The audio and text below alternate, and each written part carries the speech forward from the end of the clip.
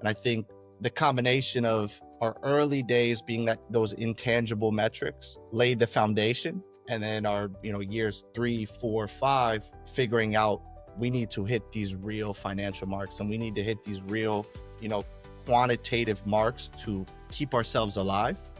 And the goal was to create a passion project, which is now a venture based around that concept, based around the emotion of what it means to be a walk-on athlete. There are multiple pathways for our partners to go down, one being the brand builder pathway, another being the project driver pathway, and another being what we call the brand X. Welcome to The Growth Switch, the podcast where we explore the strategies, struggles, and breakthroughs of bold business leaders. I'm your host, Jules Fox, growth strategist and lead content creator at Aries Media. I'm here to uncover how today's top brands are scaling, overcoming challenges, and unlocking sustainable success. Now, for those of you just tuning in, Aries Media helps grow successful brands like yours with comprehensive, hands-on support for sales, business development, and performance marketing. Go ahead and drop growth into the comments if you want to learn how to do that. Now, today we're super lucky we have David Aaron on the podcast. He's the co-founder and CEO of Envision, where he helps purpose-driven organizations craft brands that tell authentic stories that drive real business impact. David, welcome to the podcast. Thank you. I appreciate you having me. Yeah. Really our pleasure to have you on here. So, all right, tell me a little bit more about Envision. How did this product market fit occur? Like, where did you get started? Sure. Yeah. So we started about 6 years ago at the end of 2019. And what we saw specifically in the sports space, which is where we started, is brand and social was looked at kind of, in a silo, in a space that was separate from business, separate from growth. And what we noticed that the way the world was moving and the way that, brand was progressing, brand, social, creative, storytelling is actually a real driver of the businesses of tomorrow and how they can get to the next stage and beyond. So what we did was, create a business model of bringing creative, bringing brand together to allow businesses to utilize those tools to help them accomplish goals and create impact and get to where they're going. Yeah, absolutely. So, you've worked with some pretty big players with the NFL, NHL. How did you go from zero to like, I'm successful? Yeah. Well, I don't know if I consider, it depends what your metric is of successful, but I think getting from 0 to 1 and maybe 2, I think what got us here was obviously taking our first step of being fully bootstrapped was a journey to start, and just taking our first step and doing the best work that we can. So we started working with some organizations at that level, which was a lot my background. And we started working with some private organizations, some nonprofits, and really understanding how can we build any impact? What can we do to get in the door? So I tell this story a lot. We started just strictly in the video space. Obviously the vision was bigger, where we're at now, and there needed to be a path to get there. But in our early days, it was whatever you are going to pay us to do, we're going to do. And we're going to figure out how to do it. We're going to figure out how to frame it in a way that aligns with the thesis of our business. And that's how we got from 0 to, point 1, point 2 was just doing anything that came in the door and saying yes to whatever, saying yes to any relationship and putting our best foot forward. And I think that's, if I look back to how we started, as cliche as it sounds, we started just by doing anything that a client would come in and want us to do. Yeah. And, and you mentioned, what does the success metric look like? And it's different for everyone. If you want a successful company and that means profit, if that means revenue, fantastic. If you want a successful company where you simply enjoy doing what you do and you're at a job that you love, then that's success for you, So I think success is very different for everyone. So what does success mean for you, for your company? Yeah, it's a good question. I think that metric has evolved a bit. And I think there are different phases of our life cycle that have brought about different metrics. And I think, year 1, year 2, all we were focused on was bringing something of value into the world. And it was so focused on bringing something of value and crafting some sort of business lifestyle that could sustain and bring impact and value into the world. And we, took our first steps, and then probably hit a bit of reality where it was like, hey, in order for us to keep doing this and keep, getting to the next stage, we need to focus on revenue and revenue generating relationships, and not only making money but building profitable, sustainable relationships. And that, I would say, our metric ended up moving into that space while still holding the beauty, the story of trying to impact the world and bring something of value into the world, but pairing that with a bit of reality. Hey, we need profitable relationships, we need sustainable relationships, and we need to do this at a level in which we can continue to hit a certain quality and then take the next steps up. And I think the combination of our early days being that those intangible metrics laid the foundation, and then our years 3, 4, 5 figuring out we need to hit these real financial marks, and we need to hit these real you know quantitative marks to keep ourselves alive, Mhm. now almost meshed into one. And I would say our metrics at this point are working with really good people, purposeful organizations who want to impact their space and have a great story to tell, while also making sure that those purposeful businesses have a road in front of them to really create market value and create space in the industry so that we can come in and help them elevate and help them really get to where they want to go. Yeah. Yeah, absolutely. And so to elevate them, you're not just a visual person. You talk about brands connecting emotionally. So maybe you want to share a couple of stories where that emotional connection can really help move the needle for a client? Yeah, no doubt. I think right when you said that, the first partner that comes to mind for us, and we call every client relationship a partner because we Yeah. really look at it like that. We're coming in as a true brand partner. We need to understand your story. We need to understand what you're about to then bring that into the vehicle of brand, of creative, of social, of storytelling, and get you to where you want to go. And one that really comes to mind for me and for us in this time is a partner called Walk On Mentality. That, I'm not sure if the audience is familiar with the sports space, but the Walk On has been for decades a key part of the college sports landscape. There's the scholarship athletes, that's 95% of the roster. People are getting paid to come and play the sport at the university. Then the 5% of the rest of the roster is made up of these walk-ons. These are men and women athletes who are coming into the sport and playing the sport for free, essentially no scholarship, no money, and they're coming in for the love of the game and the love and understanding that they need to get to the next level. We built this business with a former walk-on turned NFL athlete named Steven Anderson, who came to us with this concept and said, there's beauty in the story of walk-ons. There's beauty in the emotion of walk-ons that the general, public doesn't really see. And the goal was to create a passion project, which is now a venture based around that concept, based around the emotion of what it means to be a walk-on athlete and what it means to be the underdog in a space where, the underdog doesn't get much shine, and they're not going to be, the athlete who gets money, the athlete who gets spotlight, but they are the ones who are the glue that hold these teams together. And that was about 5 years ago. Steven came to us, came to our team. At the time, there was no brand, there was no business around the venture. It was really just a great idea from Steven.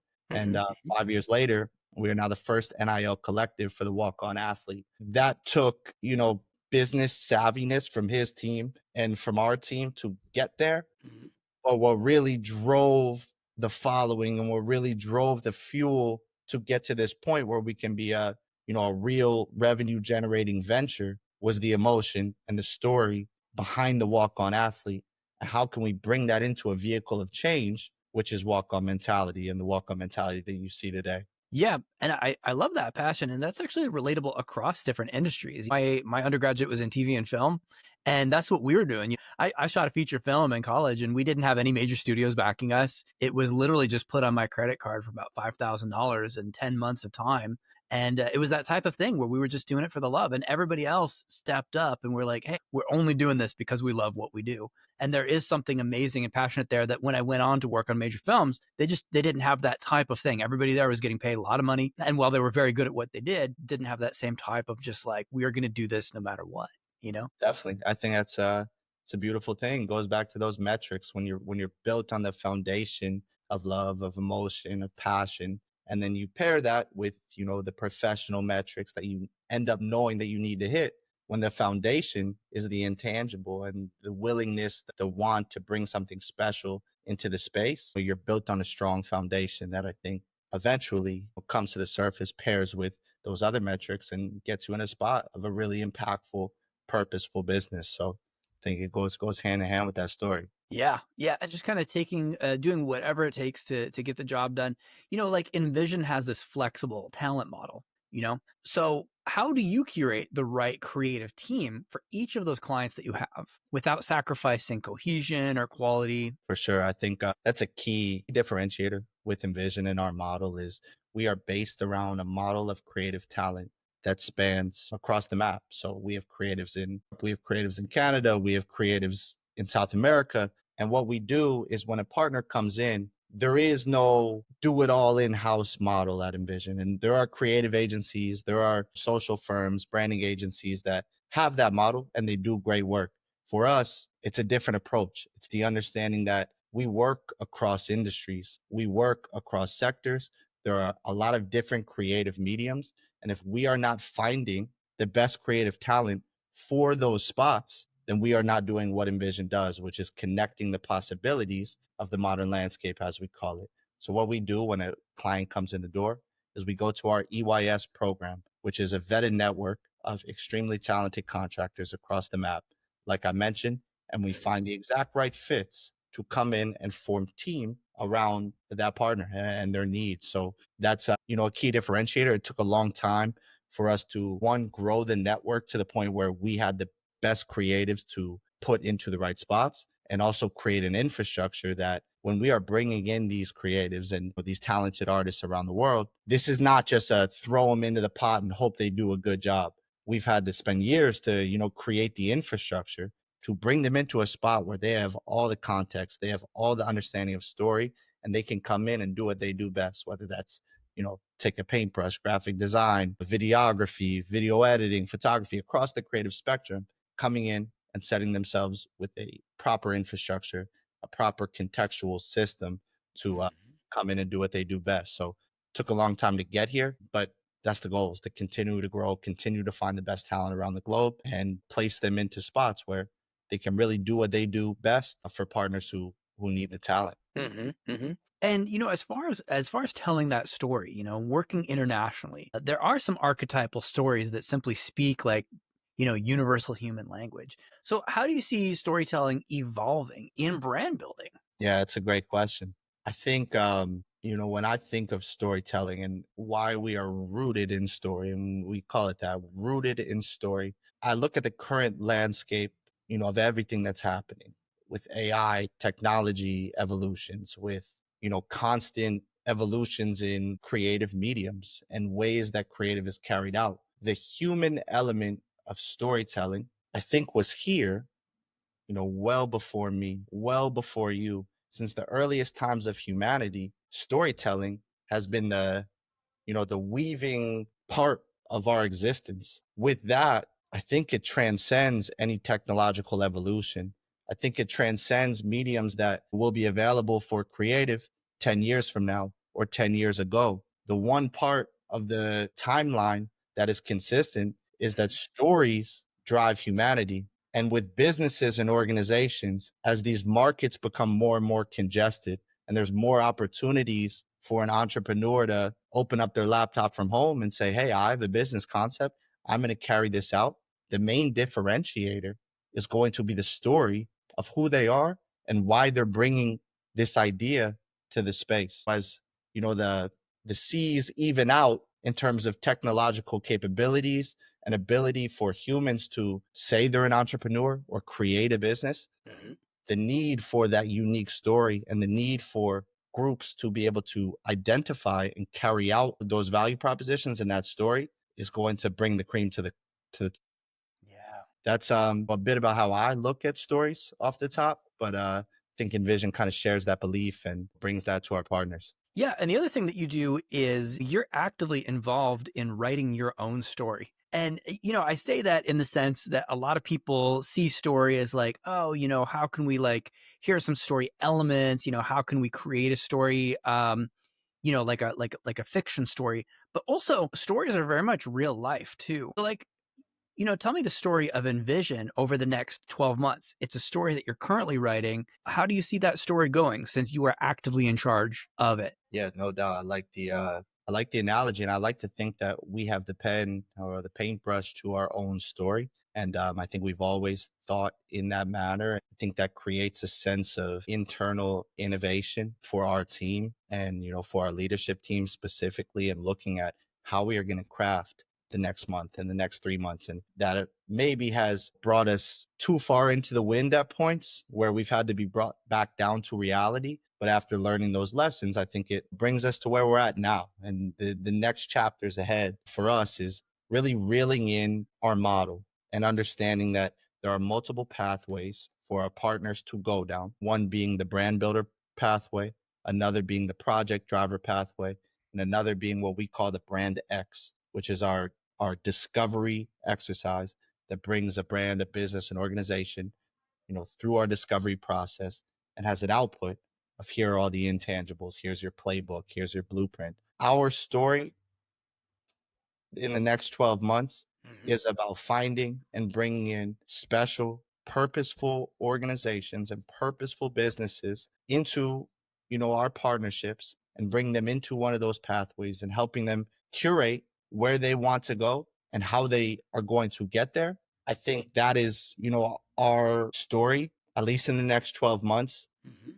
is deeply connected to new partners and existing partners that are coming in the door and just deeply immersing into those relationships. And as we create impact for new partners that come in the door and existing partners, I think that almost mirrors to our story. And when they find success and when they get their story out into the space and out into the world, that is part of our story. So it's, may not be exactly putting Envision as the main character, but Mhm. putting Mhm. Envision as the supporting guide to the main character of all these other stories. I think that feeds back into, the greater story of what we're trying to bring into the world. Yeah, and I'm a huge Donald Miller fan, right? And and he talks about a lot of times the hero in the journey eventually ends up becoming the guide and nurturing all of the other heroes. And I feel like that's exactly where you're headed. So just an imagination exercise, real quick.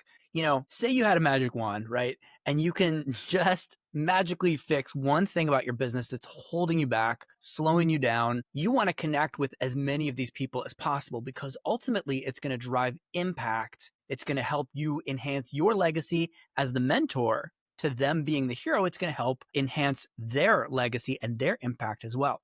So what's the thing that you would fix about that connection point between your business and theirs? Yeah, it's a great question. And I think what comes to mind for me is we work with a lot of partners, or I speak with a lot of founders, a lot of entrepreneurs who are so immersed in what they're building and might not have expertise or understanding of brand in the modern landscape or creative brand in the modern landscape. And the questions that they ask or the pushback that they provide is, I get that this makes me look good, or I guess I get that this creative is going to share my story, but what is the actual ROI on what you are doing or what is going to come to the surface? A lot of times, we're focused on direct ROI. There's creative product, there's active social campaigns, there's active brand that is directly correlated to business metrics. But there's an underlying game going on of long term brand equity, if you want to call it, or long term brand alignment for these businesses, for these organizations that is crucial to start building today. And like I said before, your biggest differentiator in today's world, in a super crowded space that will be more crowded a month from now and more Mhm. crowded a year from now, just because of, the landscape of entrepreneurship and how anyone can, come and build a business venture.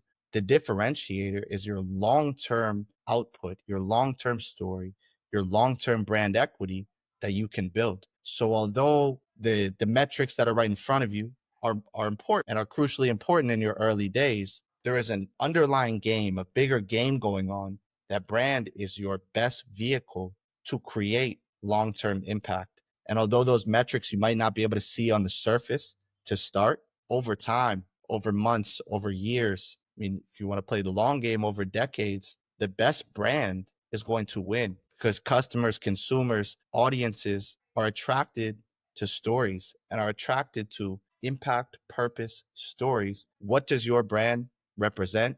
And how does it message and how does it tell that story? So my answer would be to showcase or bring a magical understanding for entrepreneurs and business owners of the long-term brand equity, the long-term story that you are building matters just as much, if not more, than these short-term, mid-term metrics that are staring right in front of you. So although Yeah. both are important, that's how I would use the magic wand and kind of bridge that gap.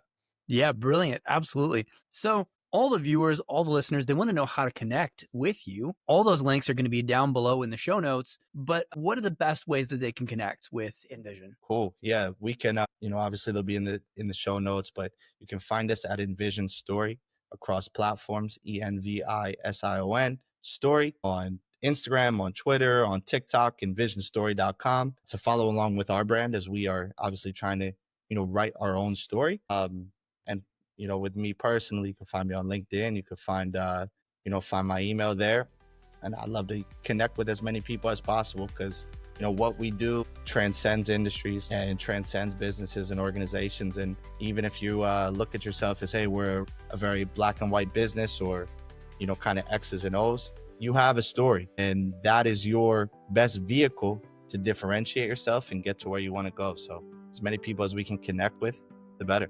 Yeah, amazing. David, thank you so much for joining the podcast. I really appreciate your time and expertise. No doubt. Thank you very much for having me.